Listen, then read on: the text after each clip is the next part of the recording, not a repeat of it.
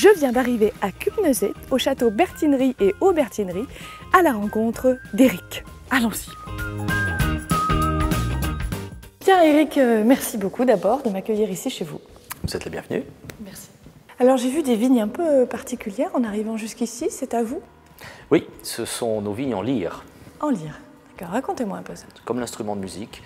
Donc c'est un mode de conduite du vignoble qui est assez particulier, qui a été développé par l'INRA, l'Institut national de la recherche agronomique. Donc en réalité, c'est un palissage qui est dédoublé dans la tranche, et au lieu d'avoir 2 faces ensoleillées, nous avons 4 faces ensoleillées. Donc ça permet d'avoir des rideaux de feuillage plus importants, une surface foliaire active plus importante par hectare, c'est très important. Surface foliaire? Et la feuille, c'est la feuille qui nourrit le fruit, qui nourrit la plante.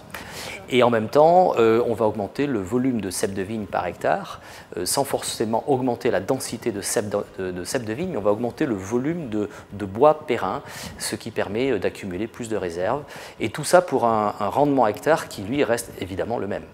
Donc forcément, on améliore la qualité des raisins. Justement, parlez-moi un peu plus en détail de votre vin blanc. Alors, on produit donc 3 vins blancs.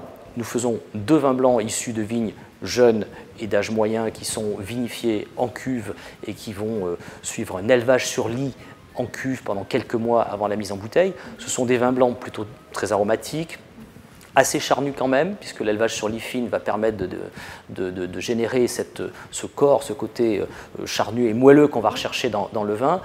Et puis à côté de ça, nous avons une cuvée qui s'appelle le Grand Vin du Château aux Bertineries, qui est une cuvée issue aussi de 100% de Sauvignon blanc, mais de vignes beaucoup plus âgées. Et là, on va avoir une matière première qui est beaucoup plus riche, beaucoup plus complexe, avec un potentiel en termes de structure et de complexité aromatique qui va être beaucoup plus important, beaucoup plus développé que les autres vignes. Et là, c'est un mou, un raisin qui sera vinifié exclusivement en barrique. Voilà. Avec quoi ce vin blanc, ces vins blancs, vous aimez les déguster?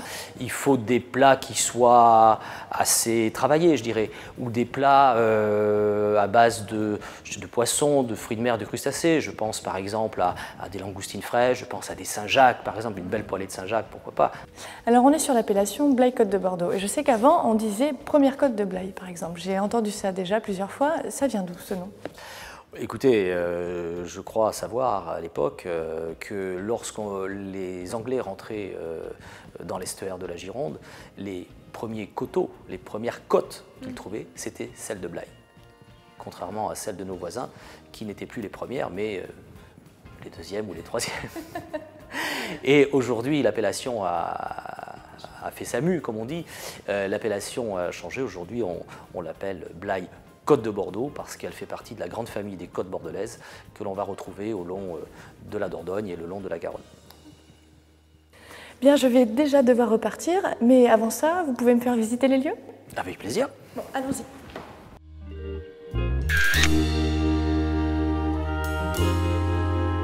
Éric est une véritable encyclopédie. Grâce à lui, aujourd'hui, j'ai appris ce qu'était le glycérol, les vignes en lyre. Ça ne m'étonne pas qu'il accueille beaucoup de monde pour leur parler de son métier, du vin, du territoire et de beaucoup d'autres choses. À bientôt!